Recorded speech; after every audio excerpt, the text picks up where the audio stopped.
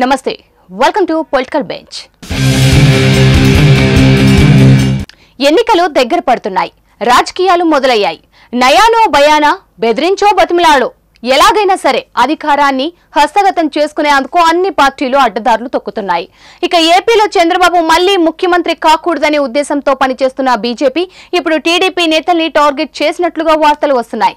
ఇందులో భాగంగానే రేపో ఎల్లుండో బలమైన టీడీపీ అభ్యర్థులు ఉన్న చోట ఐటీ దాడులు జరగబోతున్నట్లు వార్తలు వస్తున్నాయి.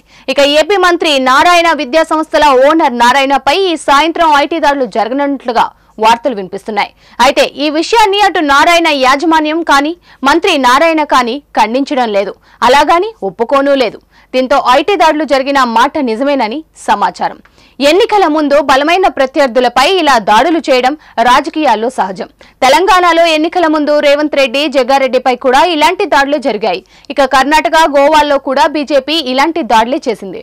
ఇప్పుడు ఏపీలో కూడా మంత్రులుగా పనిచేసే జిల్లాల్లో కీలకంగా ఉండే టీడీపీ నేతలపై ఐటీ దాడులు చేసేందుకు బీజేపీ ప్రయత్నాలు మొదలుపెట్టిందని టీడీపీ నేతలు ఆరోపిస్తున్నారు. అందుకే టీడీపీ నేతలు కాస్త జాగ్రత్తగా ఉండాలని ఇప్పటికే చంద్రబాబు నుంచి కూడా ఆదేశాలు వెళ్లాయట.